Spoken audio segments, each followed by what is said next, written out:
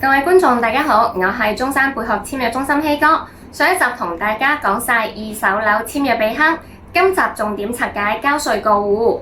好多客戶買樓賣樓就喺稅務問題發生爭執投訴，今日一次過講清楚中山二手住宅稅務所有伏位，唔好俾人亂收費。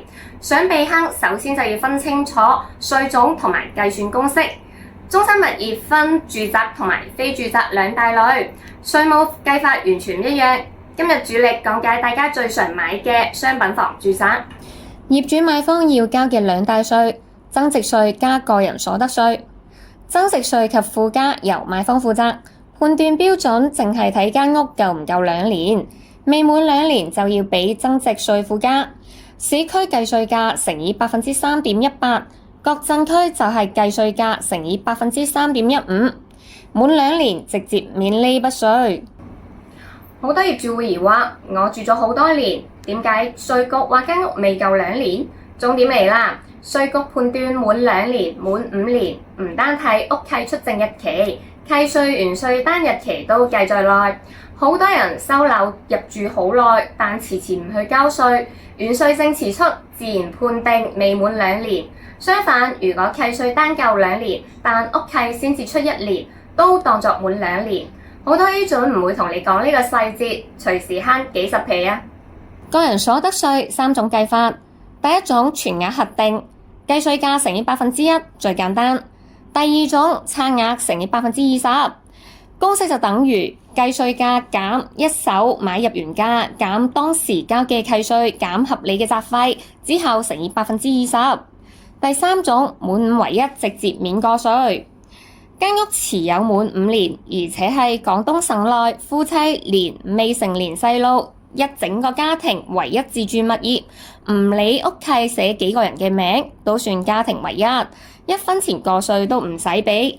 但係如果有人同你講可以幫你將廣東省家庭唔唯一住房按唯一去打稅，咁就要警惕啦。呢種行為涉及偷稅漏稅，過戶多年後仍然可以倒查追責。以為可以慳返啲，其實存在刑事責任風險。好多人以為全額1%一定抵，其實唔一定。如果當初買入嘅價格貴過今次嘅賣價，等於冇賺錢，走差額計法會零增值，唔使交個稅。不過要提前揾返一手購房發票、舊契稅單，揾 agent 幫你對數，揀最低嘅計稅方式。中山自建房特殊稅務規則。如果係業主自己起、自己住嘅自建房，稅局會查近3個月水電單，仲會上門核查，確認自住就直接免增值稅附加。但如果自建房平時租出去或者做辦公商用，唔理房屋年限，都要按市區3.18%、鎮區3.15%收增值稅。至於個稅，自建房唔係滿5唯一嘅話，淨係可以揀全額1%，冇差額20%呢個選項，千祈唔好同商品房搞混亂。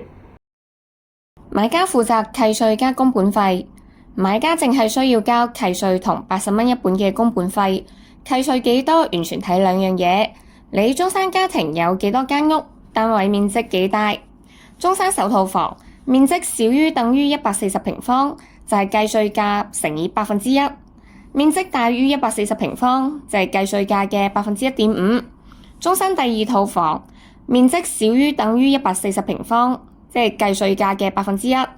面積大於140平方，就係計稅價嘅2%。第三套或以上嘅物業，唔理幾大，統一計稅價嘅3%。好多人唔知計稅價係咩，今日講透。一間屋有2個價錢，一個係你同業主傾好嘅成交價，另外一個係稅局內部房屋評估價。評估價唔會公開，淨係可以參考小區舊時個戶數。稅局核稅時會揀2個價入邊更高嗰個做計稅價，唔可以自己隨意低報價錢去避稅。好多人想報低成交價走數，以為可以慳稅，其實有2大壞處。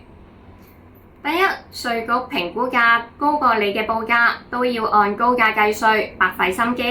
第二，出嘅購房發票金額偏低，日後你提取公積金轉手賣樓，會直接拉高你下一次嘅增值稅同個稅，長遠蝕大。建議大家直接按真實成交價申報核稅先至最穩陣。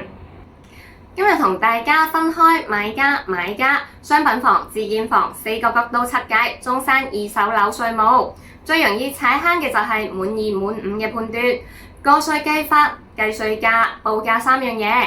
買賣之前一定要揾專業嘅 agent 計清楚，唔好簽約前先發覺稅金超預算。有唔明嘅朋友或者想幫你計算間屋大概要交幾多稅，下方留言區留低小區同面積，我逐條回覆。記得 like、subscribe 開鐘仔。下一期繼續講中山常見嘅二手樓交易流程。下一期再見，拜拜。